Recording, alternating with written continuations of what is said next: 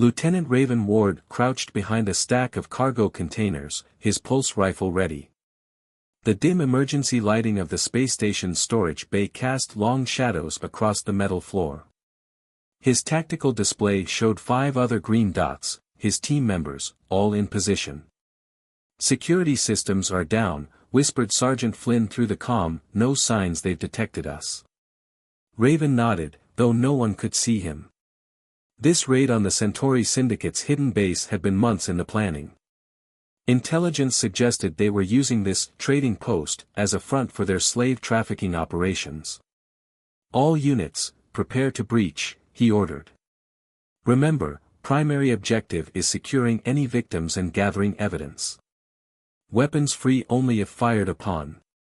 A chorus of acknowledgments came through his earpiece. Raven took a deep breath, then signaled.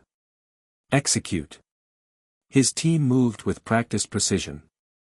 2 flashbangs detonated simultaneously, filling the bay with blinding light.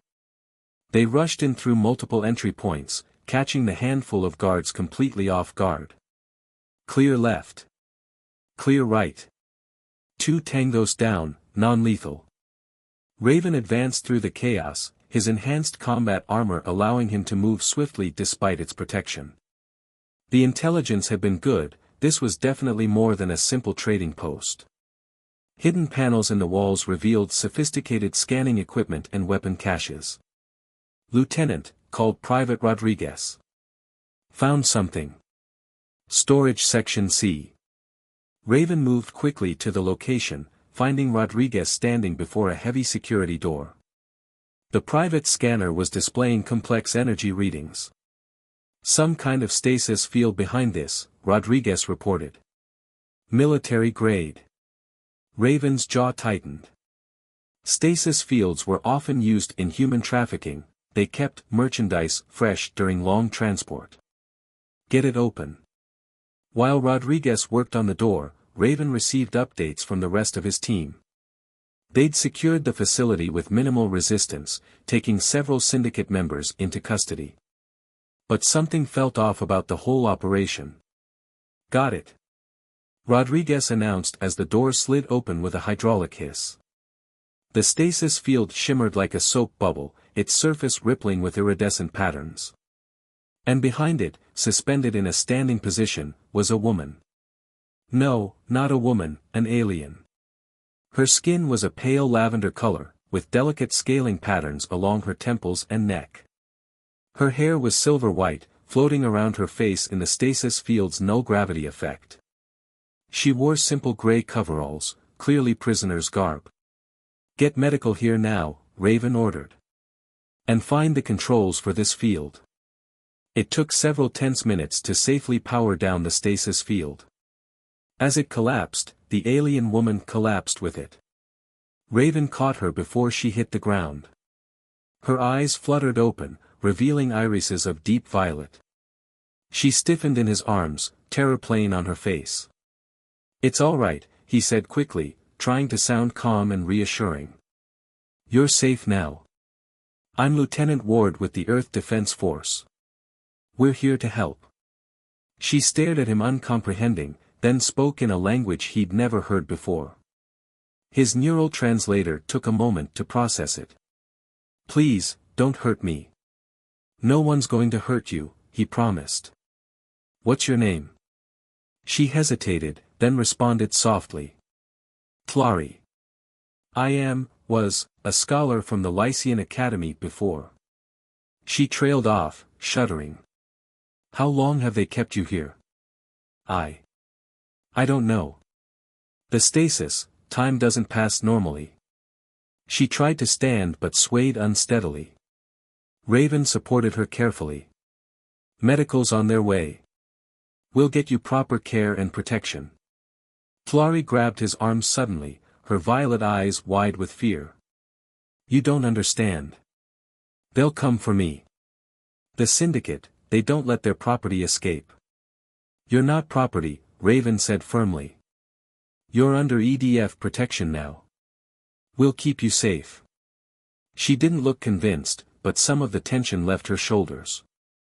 As medical personnel arrived to check her condition, Raven found himself troubled by her words.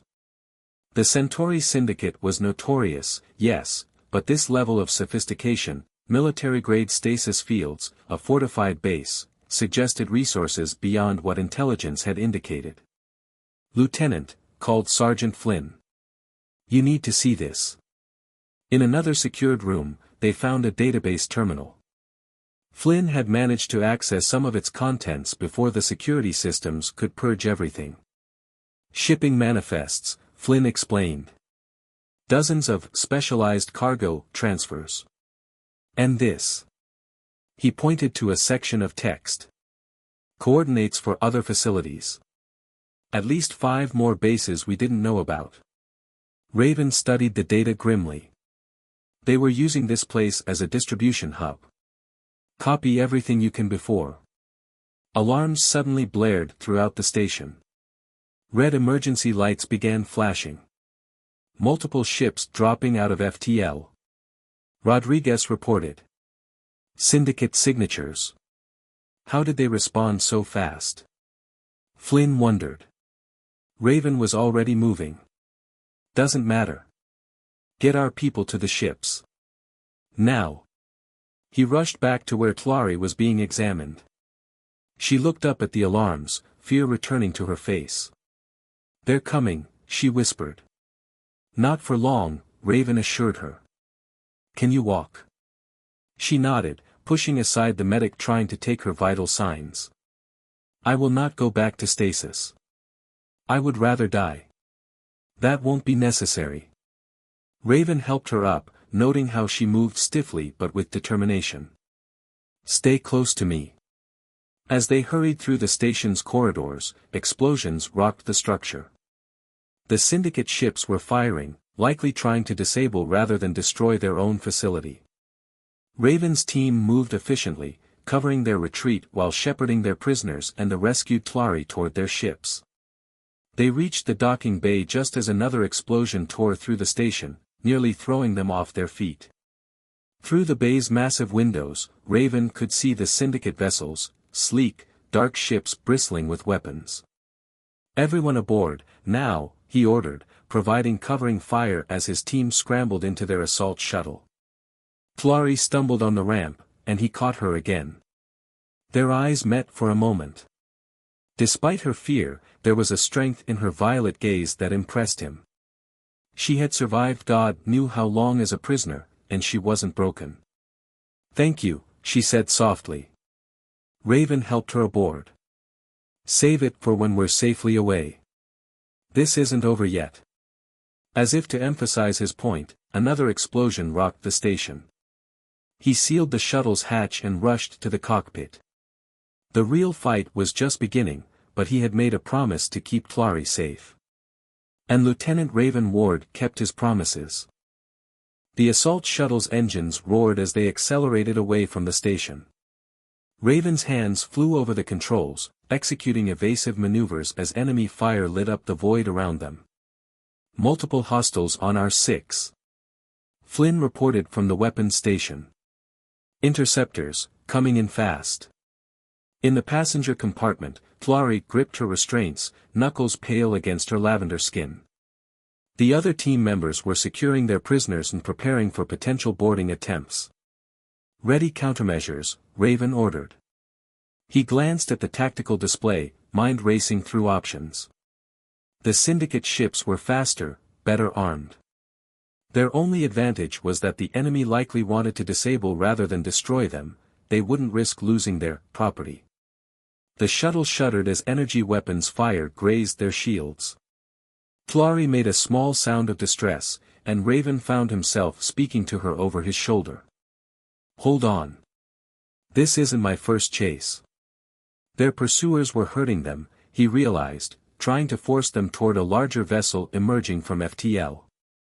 A capture ship, probably equipped with tractor beams. "Lieutenant," Flynn warned. "We can't outrun them all. We're not going to run." Raven's hands tightened on the controls. "Signal the Hyperion. Execute Protocol 7.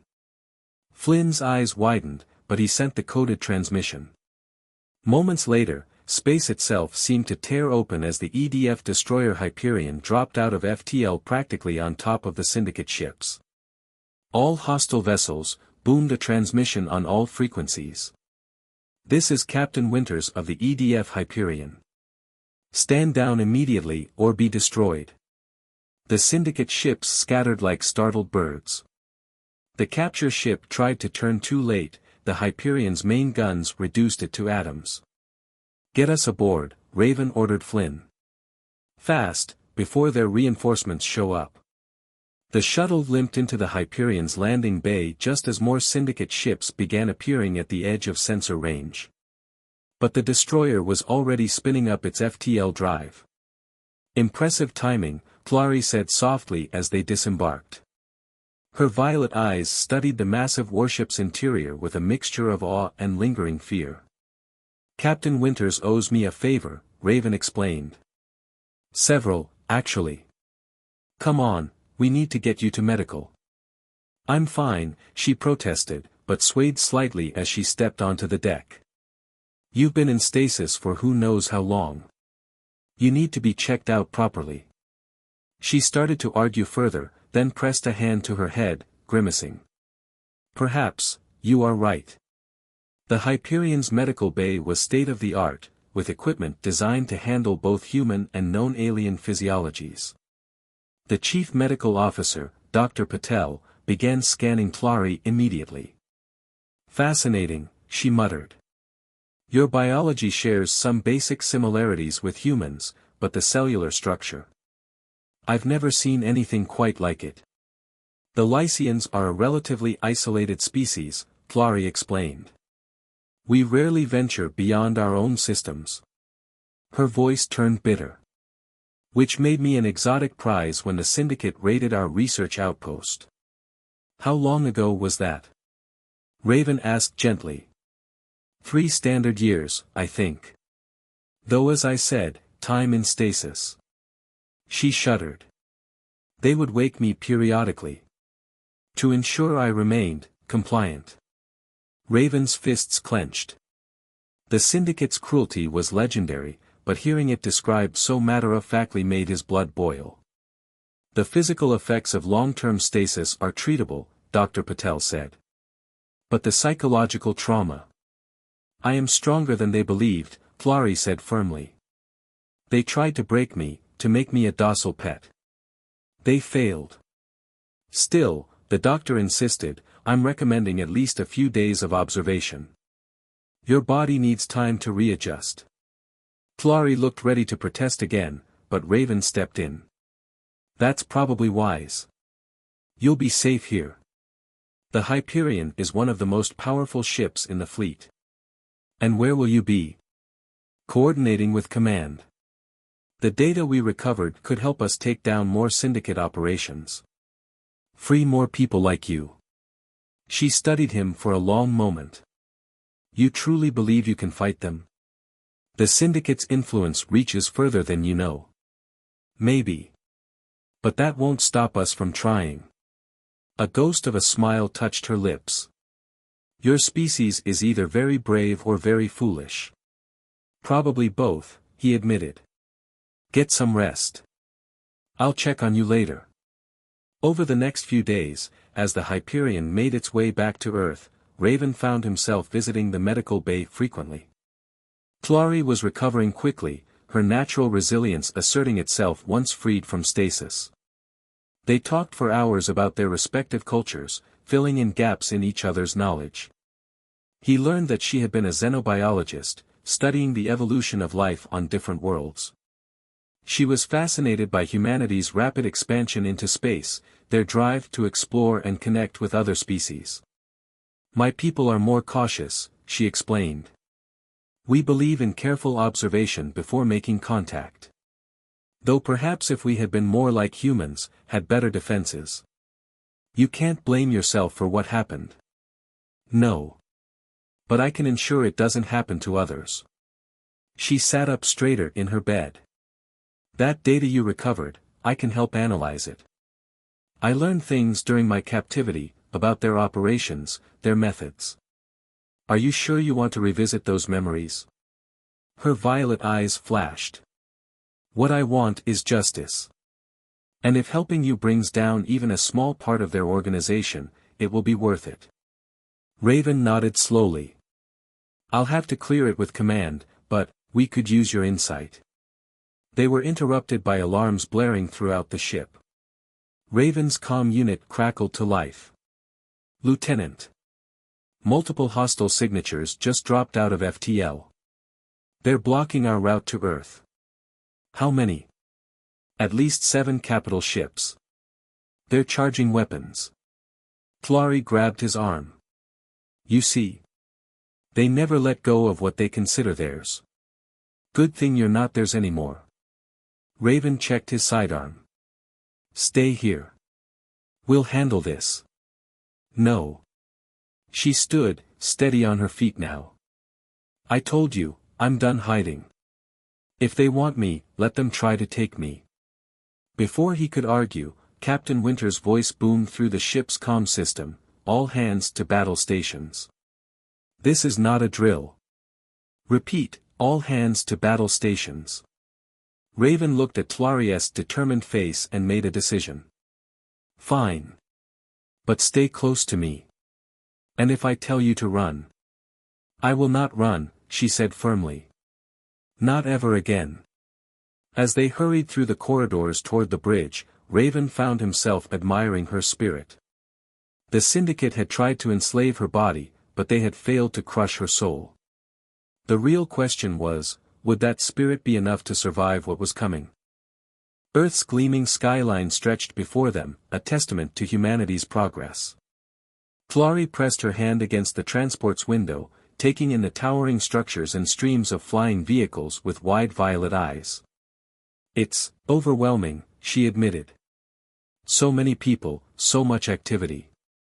The battle with the Syndicate ships had been fierce, but the Hyperion's superior firepower and the arrival of 2 more EDF vessels had turned the tide.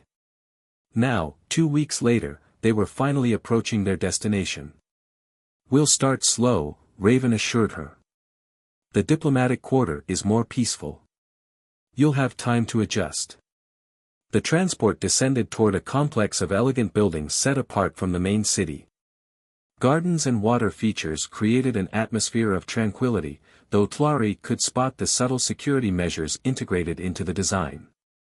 This is where Earth houses representatives from other species.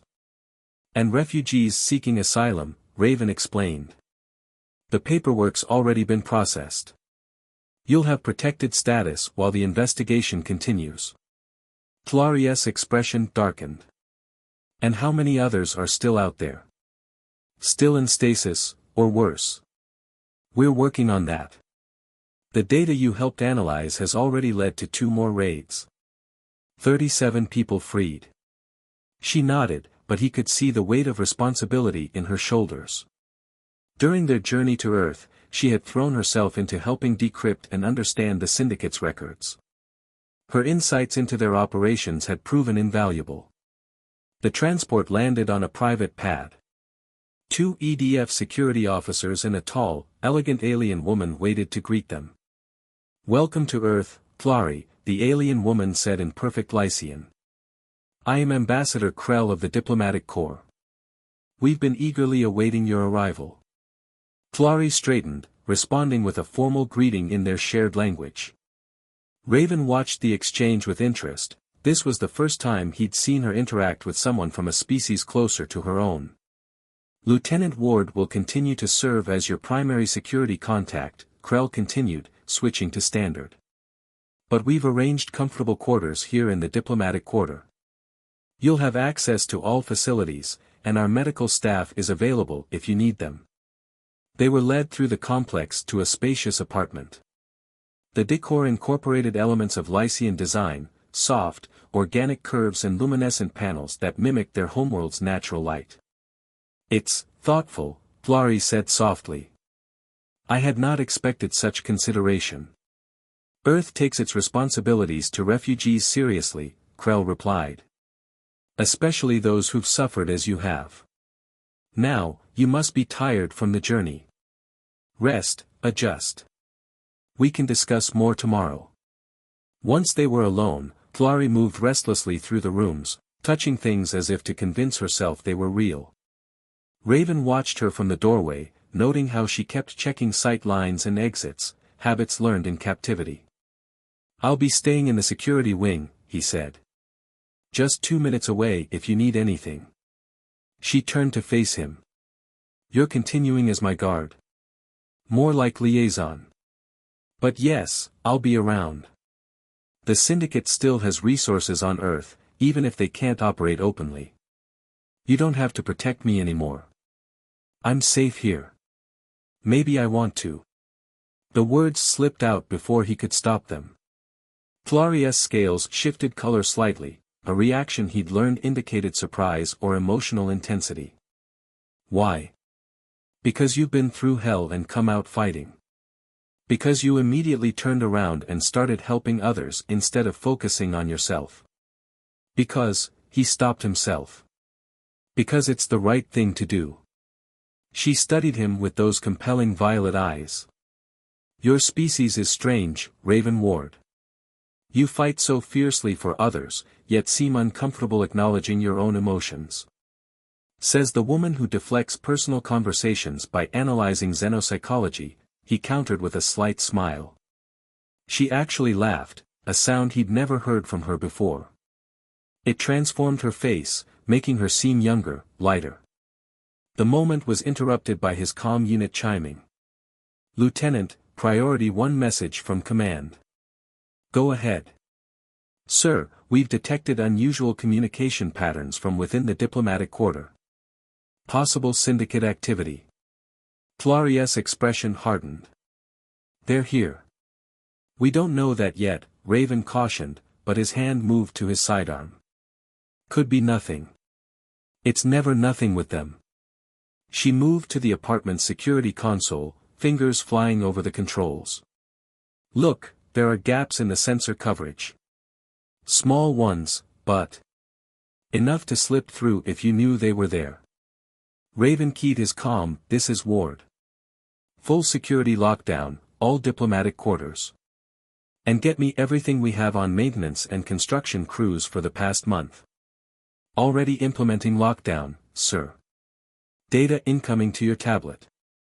Flari was already pulling up building schematics, cross-referencing them with her knowledge of Syndicate tactics. "They'll have people inside already. Sleeper agents, probably posing as staff." "Agreed.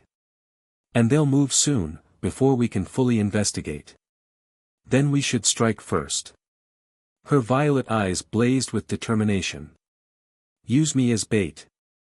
"Absolutely not. Think tactically, Lieutenant. They want me alive, I'm too valuable to damage. That gives us an advantage. It's too risky." "Everything about fighting them is risky," she countered. "But I know how they think, how they operate. And I'm done being afraid." Raven studied her for a long moment. The frightened prisoner he'd found in that stasis field was gone, replaced by a warrior ready to face her demons. "If we do this," he said finally, "we do it my way. With proper backup and failsafes." She nodded. "Of course. I trust you." Those 3 words hit him harder than he expected. Trust was precious to someone who'd endured what she had. "Then let's get to work," he said. "We've got some Syndicate rats to catch." As they began planning, Raven found himself watching Flari's focused expression, the confident way she moved. She had found her strength here on Earth, but he suspected it had been there all along, waiting for the chance to emerge. The Syndicate was about to learn that their former prisoner wasn't just fighting for herself anymore. She was fighting for every person still trapped in stasis, still waiting to be freed. And Raven would be damned if he'd let her fight alone. The diplomatic quarters gardens were beautiful at night. Flari walked alone along the illuminated paths, her silver hair glinting in the artificial moonlight. She appeared relaxed, vulnerable, the perfect target. In reality, she was wearing the latest in EDF protective gear under her flowing robes. Raven and his team watched from concealed positions, weapons ready. They had planned this carefully, setting up a trap for the Syndicate's infiltrators. Movement at your 4 o'clock, Raven's voice murmured through her hidden earpiece. 2 figures, trying to look casual. Flari didn't react visibly, but her enhanced vision caught the shadows moving between the trees. The Syndicate's agents were good, but not good enough. 3 more approaching from the north, Flynn reported. They're boxing her in. Raven's voice remained steady, hold positions. Let them commit. Flari continued her walk, leading the stalkers toward the prepared ambush zone. Her heart raced, but not from fear. This was different from her captivity, now she was in control. The first attack came swiftly. A figure lunged from behind a decorative column, attempting to press an injector against her neck. Flari moved exactly as she'd practiced with Raven, using her attacker's momentum against them. The gardens erupted in chaos. EDF teams emerged from cover, surrounding the Syndicate agents. But something was wrong, there were more hostiles than they'd anticipated. Additional targets. Flynn shouted. They're not all in uniform. Staff members, maintenance workers, even a few supposed diplomats revealed themselves as Syndicate operatives, drawing weapons. They had infiltrated deeper than anyone had suspected. Protect the civilian quarters. Raven ordered as energy weapons fire lit up the night. Flari, get to the safe room. Instead, she moved to cover behind a fountain, drawing the compact blaster they'd given her. They'll expect that. We need to hold this position. A massive figure charged through the firefight, a Kraxan mercenary, nearly 3 meters tall. Flari recognized him with a chill. Vorkath, one of her former captors. The property speaks of resistance now, he rumbled in his native tongue. We will correct this fault. I am not property, Flari replied in the same language, her voice steel. She fired, the blast striking his armored chest. The Kraxan laughed, barely staggered. Little scholar learned to fight. Good. Breaking you again will be entertaining. Raven appeared beside her, his rifle spitting plasma bolts. Not happening. The garden became a battlefield. Syndicate forces pushed forward with desperate intensity, willing to risk everything to recapture their prize. The EDF teams held their ground, but casualties mounted on both sides. Flari fought alongside Raven, their movements synchronized from weeks of training together. She was no longer the helpless prisoner, each shot, each tactical decision, was an act of defiance against her former captors. Vorkath kept coming, shrugging off hits that would have dropped most species. He was getting closer, his massive hands reaching for Flari. You belong to us, he growled. Accept your place. My place, Flari snarled, is wherever I choose. She triggered the backup plan she and Raven had prepared. Hidden sonic emitters activated throughout the garden, tuned to frequencies especially painful to Kraxan physiology. Vorkath stumbled, his enhanced hearing becoming a weakness. Raven didn't waste the opportunity. He switched his rifle to maximum power and fired repeatedly at the mercenary's head. Even Kraxan armor had its limits. The giant fell, and something shifted in the battle. The Syndicate forces, seeing their strongest warrior defeated, began to waver. Flari raised her voice, speaking in the trade language most of them would know. Your masters lied to you. They said we were property, things to be owned. But look around, look how many have died for their greed. Surrender now, and Earth will treat you fairly. Several enemies lowered their weapons.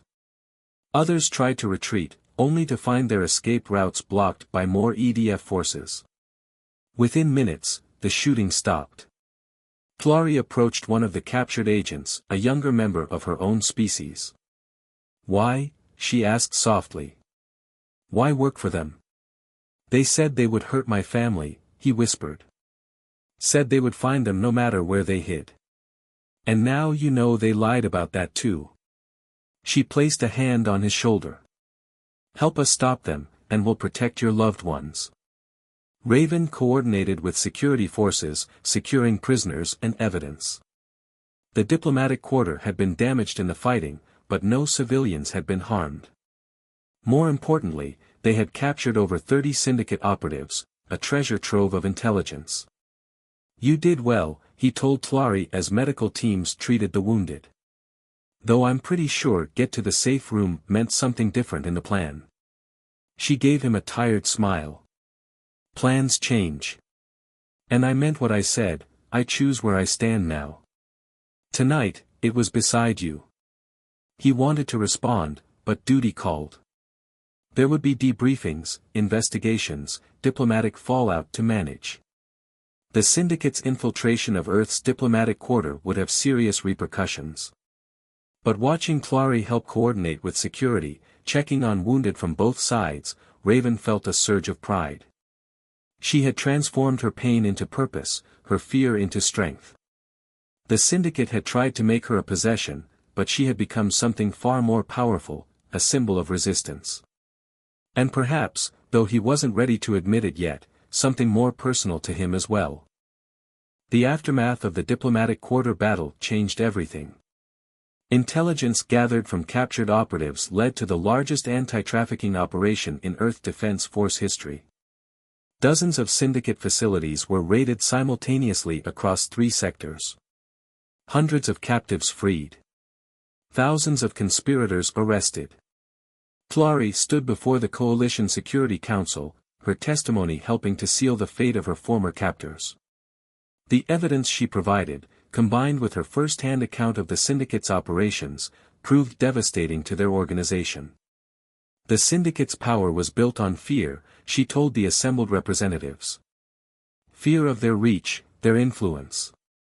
But fear can be overcome. I am living proof of that. Raven watched from the gallery, proud of her strength.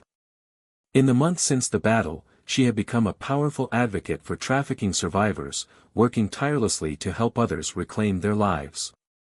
After the hearing, they walked together through the council building's rooftop garden. Earth's sun was setting, painting the sky in colors that reminded Tlari of home. "The Lycian ambassador contacted me again," she said quietly. "Offered to arrange transport back to the academy. They're eager to have me resume my research." Raven's heart skipped a beat, but he kept his voice neutral. "That's good. You've been missing your work." She stopped walking, turning to face him. "I turned them down." "What? Why?" "Because my work has changed.